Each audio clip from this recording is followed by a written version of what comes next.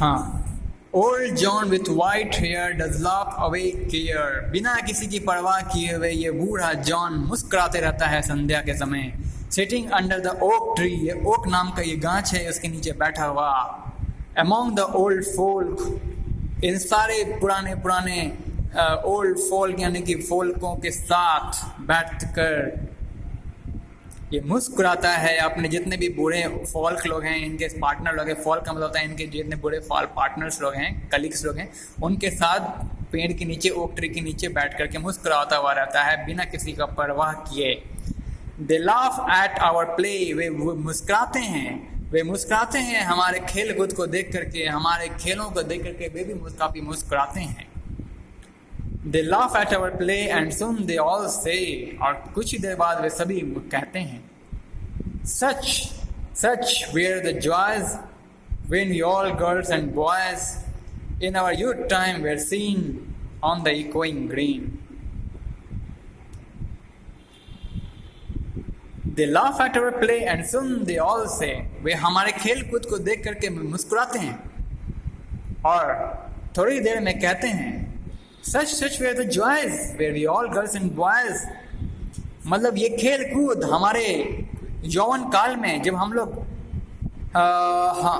लड़के हम when we all girls and boys, जब हम सभी भी अपने यौवन काल में जब हम सभी लड़के और लड़के थे, जब हम समय लड़के या फिर लड़कियां थे, उस समय हम लोग भी काफी खेला कूदा करते थे।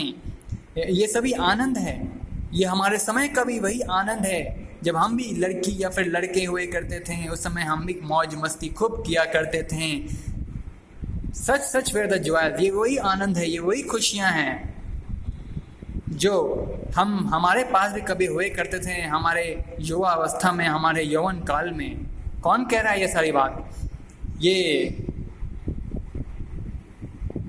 ओल्ड जॉन मुस्कुराता हुआ कह रहा है, अपने साथियों के साथ मिल करके मुस्कुराता हुआ कह रहा है। इन बच्चों के खेल कूद को देखते हुए काफ़ी आनंद से विभोर हुआ। ये बच्चों के खेल कूद को देखते हुए अपने युवा काल को, जब ये खुद लड़का हुआ करता था, है ना, अपने फ्रेंड्स, अपने बचपन के बाल अवस्था के उन दिनों को याद करते हुआ कह रहा है, काफ़ी खुश होता हुआ कह रहा है कि हमारा भी कभी ऐसा दिन हुआ करता था जब हम भी बच्चे थे, इन्हीं की तरह इसी इकोइंग ग्रीन में, इसी हरी भरी हरियाली से भरपूर इसी बगीचे में, जो कि किसी खुशहाली की घंटनाद से गूंज उठने वाली इसी हरी भरी वातावरण में, हरी भरी गार्डन में जब हम भी बच्चे हुए करते थे, हम भी लड़के या फिर लड़की हुए करते थे, तो हम भी इन्हीं की तरह काफ़ी मौज मस्ती में झूम उठते थे, खेलने लगते थे, खेल कूद करते हुए, मस्ती करते हुए मौसम का आनंद लेते थे, मौसम के आगमन का आनंद लेते थे। ऐसा कभी हमारा भी समय हुआ करता था। इसी दिनों को याद करते हुए बूढ़ा जॉन मुस्कुरा उठता है, अपने कलीगों के साथ बात कर रहा होता है कि आहा, वो काल, वो समय, वो बचपन के दिन, वो यौवन काल, जो युवा अवस्था, जब हम कभी भी बच्चे और बच्चियां हुए करते थे, हमारा भी वो समय था। हम भी इन्हीं के भांति खेला कूदा करते थे, आनंद लिया करते थे, आने वाले मौसम के आगमन का खूब मजा लिया करते थे। हम हमारे काल में, हमारे अपने समय में, इसी इकोइंग ग्रीन में हम भी खेला कूदा करते थे इन्हीं बच्चों की भांति। ऐसा कह रहा है कौन? ओल्ड जॉन कह रहा है। Now come on.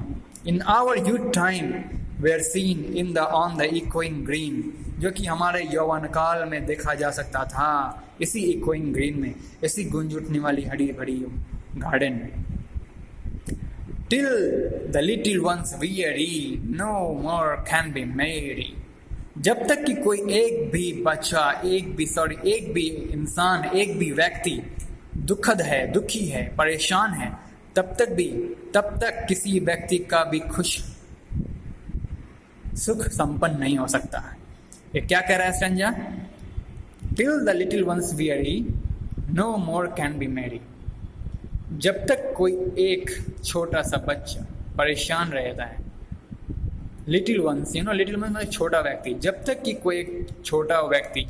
कि छोटा व्यक्ति परेशान और दुखी रहता है, no more can be merry, तब तक खुशहाली नहीं आ सकती है।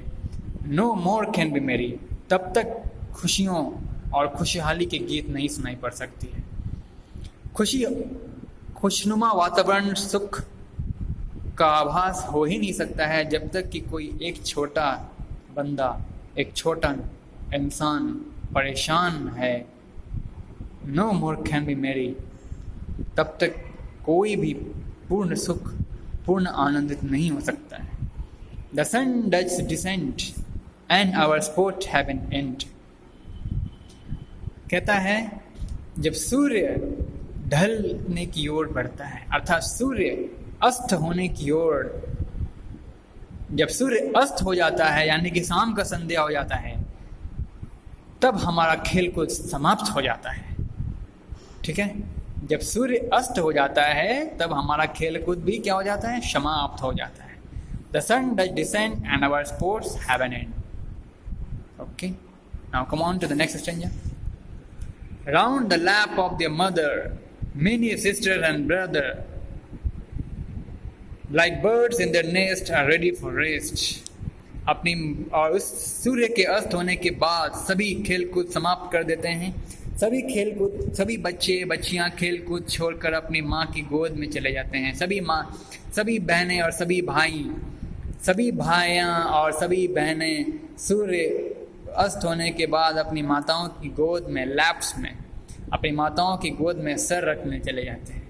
Like birds in their nest and are ready for rest. जैसे कि पंछियां अपने घोंसले में तैयार हो जाती हैं जाकर विश्राम करने को। जैसे ही संध्या काल होता है, सूर्य अस्त हो जाता है, तो देखना आप पंछी लोग भी अपने अपने घोंसले में विश्राम करने के लिए तैयारी करने लगती हैं, जाने के लिए, रवाना होने के लिए तैयार होने लगते हैं। And sport no more seen, और खेल कूद आप देखोगे वो इकोइंग ग्रीन, वो गार्डन, वो बगीचा, जहाँ खेल कूद का वो बगीचा पूरी तरह से खाली हो जाता है। ऑन द डार्केनिंग ग्रीन, और उस अंधेरी ग्रीन में, उस अंधेरी सूर्य के अस्त होने के पश्चात वातावरण में एक अंधेरा सा छा जाता है। उस ग्रीन ग्रास गार्डन में भी अंधेरा छा जाता है और कोई खेल को देखने को नहीं बचता है। इसी के साथ ये पोएम समाप्त होता है। कैसा लगा आपको कमेंट कीजिएगा, मिस अपने इस GBPS के लिंक पर जरूर कमेंट कीजिएगा। ये पोएम आपको कैसा लगा? बहुत इंटरेस्टिंग है, बहुत ही यादगार है, बहुत ही एवरग्रीन है। This evergreen echoing green. I also had cheered after reading this poem written by William Blake. Now I will provide you a homework. You have to learn this word meaning and also try yourself the question answer and explain the design with reference to the context. Both question answer and word meaning you have to done. Okay, you have to complete by yourself.